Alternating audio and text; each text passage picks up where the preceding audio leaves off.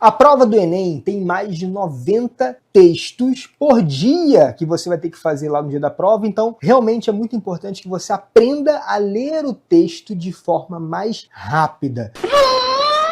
Nesse vídeo eu vou te mostrar como é que você consegue fazer isso, como é que você consegue, inclusive, às vezes, nem ler o texto, acertar questões em poucos segundos, para que você ganhe mais tempo para fazer outras coisas. Seja questões mais complexas, seja a redação da prova também, que vai te ajudar ali a ter um bom resultado, tá? Nesse vídeo eu vou te dar exemplos práticos de 5 técnicas que eu uso e que eu ensino para os meus alunos, que fazem com que todos os anos eles consigam acima de 35 acertos em linguagens, mas o que eu vou falar aqui não serve só para linguagem, serve também para humanas, para natureza, para matemática e principalmente para sua prova de interpretação, que é a prova de linguagem, certo? Então aconselho realmente que você fique até o final do vídeo para você ter mais proficiência e conseguir fazer as provas com menos ansiedade, certo? E a primeira dica é, nunca comece a prova pela questão 1. Como assim, profinho? Comece por qual questão então? Deixa eu só te explicar uma coisa aqui que é muito importante dentro da prova do Enem. A prova do Enem é como se fosse uma régua. Nessa régua existem as questões que são distribuídas. As questões do Enem se dividem em fáceis, médias e difíceis. Questão fácil, questão fácil, questão média, questão média, questão média, questão difícil. Beleza. Então você percebe que aqui na minha régua eu organizei as fáceis primeiro, depois as médias, depois as difíceis. Essa é a lógica que você tem que seguir em todas as questões de todas as provas do Enem. Linguagens, na matemática, naturezas e humanas. O problema é que as questões nunca vêm nessa ordem organizadinha. O Enem pede que você acerte nessa ordem, mas ele embaralha as questões e cada caderno vai ter uma ordem diferente e você tem que ser sagaz e ser inteligente para que primeiro você acerte as fáceis, depois as médias, depois as difíceis. Então é como se no Enem a gente tivesse primeiro, na questão 1, por exemplo, questão 1 e 2 são difíceis, aí depois as próximas questões vem uma média, uma fácil, outra média e 3 fáceis, por exemplo. Então, você percebe que qual que é o problema de você começar pela questão 1? O problema é que se você começa pela questão 1, tenta fazer, você já vai bater de cara numa questão difícil. Então você vai dizer, caraca, a prova tá complexa, a prova tá difícil. Não, monstro, não é que a prova tá difícil. Você tá tendo uma primeira impressão de uma primeira questão que você pegou que é a mais cabulosa. Geralmente em linguagens, as questões mais difíceis da prova, anota aí, são as questões que falam sobre poemas, que citam o eu lírico, que são questões de artes plásticas ou são questões de esculturas. Escultura também é uma arte plástica. Então bateu ali o olho, viu que é um poema, viu que fala sobre o eu lírico, viu que é uma questão de artes plásticas, você já sabe que tende a ser uma questão mais trabalhosa. Depois, o que você tem que fazer então? Você tem que já tentar começar pelas questões fáceis da prova. Mas, profinho, como é que eu vou saber? Olha aqui na minha tela. Um macete para você é a seguinte. Vai dar uma pequena folheada, faz exatamente o que eu estou fazendo aqui, ó. E você perceber que tem algumas questões que tem campanhas publicitárias. As questões de campanhas publicitárias sempre são as mais fáceis da prova. E elas, inclusive, têm uma lógica, eu vou falar da lógica dela daqui no tópico 3, tá? A gente está no tópico 1. Então, se você entender essa lógica, vai te ficar muito fácil. Então, já começa as questões fazendo as questões de campanhas publicitárias que vão saltar na sua cara. Tipo assim, ó, na primeira página tem 2 questões de campanhas, que elas vão saltar naturalmente na sua cara, porque elas se destacam do blocão de texto. Muito bom. Ó, depois vem aqui, ó, questão 3. Eu até numerei aqui, ó, é como se eu estivesse fazendo, primeiro, essa é a questão 1, essa aqui é a minha questão 2, essa aqui é a minha questão 3. E é claro que não é para você renumerar, não é para tu renumerar as questões para depois fazer, não, monstro. É para você, viu, bater o olho na questão aqui do cachorrinho, já faz ela, porque ela é uma questão fácil. Viu a questão, por exemplo, aqui da campanha contra a violência, contra a bebida durante a direção? Já faz ela. Então é isso, ó, faz as primeiras questões de campanhas publicitárias. Beleza? Segunda dica é, nunca comece lendo o texto de uma questão. Se você vier comigo aqui, por exemplo, numa questão que tem um texto imenso, um texto gigantesco. Aqui, ó. Questão 20, por exemplo, tem um texto imenso, gigante. Se você já começa lendo, seguindo a lógica que a gente aprende na escola, primeiro ali começa o título, depois começa a ler o texto, você acaba ficando sem foco. E quando você chega lá no enunciado, que é o que mais importa, você já esqueceu o que você leu no texto. Então a primeira coisa é, não começa lendo o texto, começa lendo o enunciado. E o enunciado da prova do Enem, seja em qualquer prova, linguagem, matemática, naturezas e humanas, se divide em dois, tá? Tem o enunciado de entrada e o enunciado comando. O enunciado de entrada é sempre um contexto, como por exemplo, aqui, ó, com base na pesquisa em uma versão ampliada de saúde, para a prática regular de exercício ter influência significativa na saúde dos brasileiros, aqui é o enunciado de entrada. Contextualizou. Então aqui ele contextualizou e mostrou o seguinte, ó, o texto fala sobre uma visão ampliada de saúde. Ele está te explicando. Aí, essa aqui é o enunciado de entrada, a gente chama de parte 1. E o enunciado comando é a parte 2, tá, galera? Na parte 2 vem assim, é necessário o desenvolvimento de estratégias que... E aí você agora vai ver a parte 2, que é o enunciado comando. Show de bola. Então, você já sabe que a ordem que você tem que ler as questões é: primeiro eu leio o enunciado de entrada, depois eu leio o enunciado comando, que geralmente vem depois do enunciado de entrada. Se aqui eu já souber mais ou menos, eu já vou lá e marco a questão certa, mesmo sem precisar ler o texto.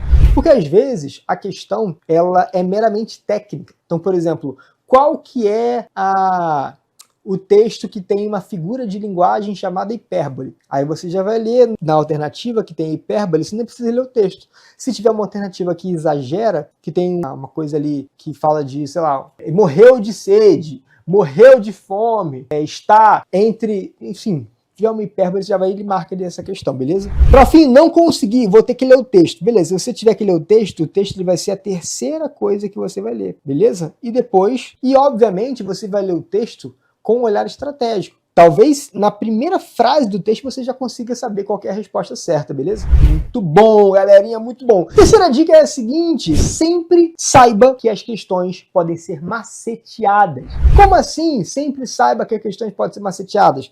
Nesse caso específico da questão que a gente está vendo aqui agora, se você for lá no dia da prova do Enem, cara, isso aqui é muito bom, isso aqui é muito bom! Se na prova de linguagem do Enem tiver uma questão sobre saúde, necessariamente ela vai ser sobre uma questão de visão ampliada. Porque, de acordo com o edital e com a bibliografia que o Enem usa para orientar a montagem das questões, as questões sobre saúde, elas devem ter uma pegada alinhada à visão ampliada. Isso acontece muito. E o que significa uma visão ampliada? Visão ampliada de saúde é aquela que considera que a pessoa que não faz atividade física, ela não faz, não é porque ela não quer, monstro. Você é sedentário sim. Mas você não é sedentário que você não quer. Você é sedentário porque você não tem condição financeira de ir a uma academia, você não tem tempo porque você tem que trabalhar muito, ou você tem uma academia que é muito distante da tua casa porque você mora num local que tem pouco acesso à infraestrutura urbana, a serviços básicos de saúde. Ou seja, a questão da saúde,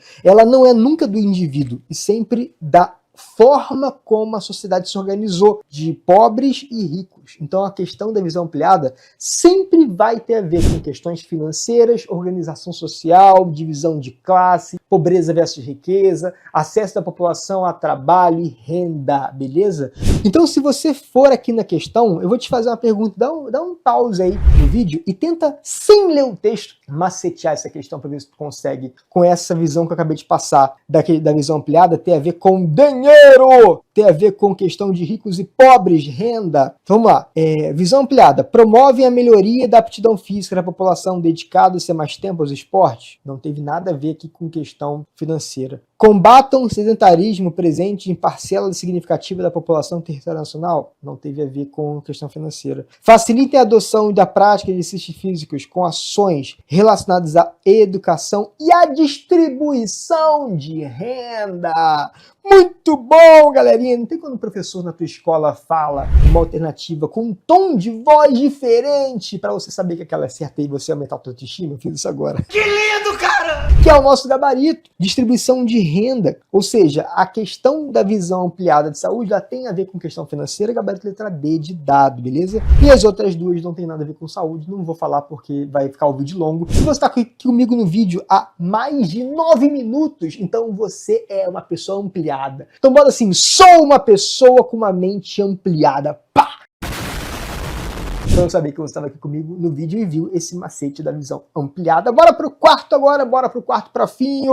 Para você fazer as questões da prova de linguagens lendo o mínimo de texto possível, vá na fonte. Leia sempre a fonte da questão. Então, por exemplo, chegou ali, veja a fonte da questão, que talvez ela abra a sua mente para alguma coisa. Então, por exemplo, Manuel Reis, Úrsula e outras obras, Brasília, às vezes não fala nada, né? Às vezes simplesmente não tem nenhum sentido ali. Mas às vezes tem, né, galerinha? Olha essa questão aqui, por exemplo, vem na fonte. A fonte é revista Época. Então, a revista Época é um gênero jornalístico. E tem um macetezinho que eu quero passar para vocês, ó. Dentro da prova de linguagens do Enem, a gente tem a Karen. Profinho, o que é a Karen? São os gêneros jornalísticos que caem na prova do Enem. O que significa o C da Karen? Significa crônica, ok? Que é um texto baseado numa história lúdica do cotidiano, contado no jornal. O A,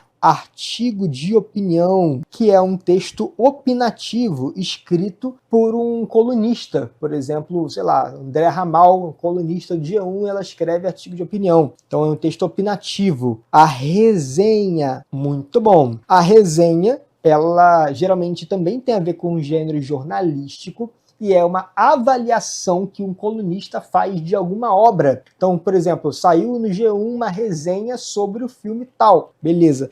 E também pode ser reportagem, que é diferente da resenha, que é uma análise mais profunda sobre uma notícia que acabou de ser dada. Também tem o E, que é o editorial. O editorial é quando o jornal emite a opinião dele sobre o assunto, diferentemente do artigo de opinião. No artigo de opinião, o jornalista dá a opinião dele. No editorial, o jornal dá a opinião dele a partir do jornalista, certo? Uma diferençazinha importante. E a notícia, que é um fato relevante para a sociedade. Então, a notícia é um fato relevante, a reportagem é o desenvolvimento desse fato. Então, por exemplo, caiu o avião da Voipés. Pá, notícia. Aí vai lá toda repórter, toda a equipe de jornalismo pro local, filma, entrevista um, entrevista outro, aí desenvolve a notícia, aí a gente tem a reportagem, monta a Karen, beleza? Então você já sabe que aqui a gente vai ter alguma das questões tem a ver com a Karen. Já tem até o gabarito aqui no spoiler, né, que eu acabei não tirando, que eu estava fazendo com a minha turma aqui do curso de linguagens, beleza? Então, qual que é a função social desse texto jornalístico? Narrar? Não tem texto narrativo. Descrever? Não é texto descritivo.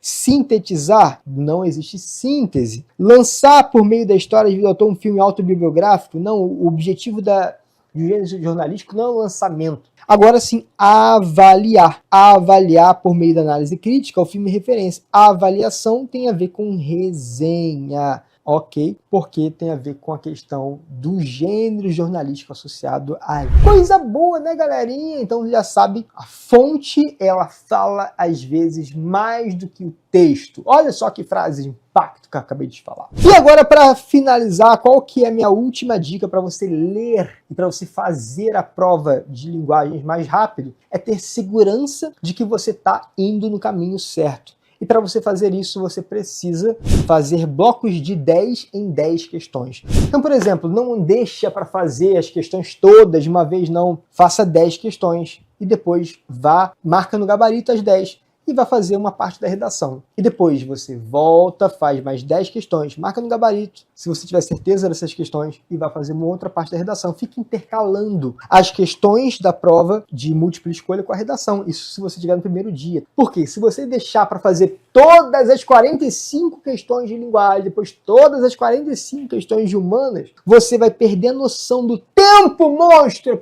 A pior coisa que tem é perder a noção de alguma coisa. Então, realmente acredito que essas 5 dicas vão te ajudar muito na hora de você conseguir fazer as questões de linguagens muito mais rápido. E vou deixar um outro vídeo aqui do muito bom em que eu falo sobre redação. Te dou dicas sobre meu modelo pronto de redação para você já sair daqui e já ir bem, tanto em linguagens quanto em redação. Então clica nesse vídeo aqui do meu modelo bonitão. Continua vendo, valeu, tchau!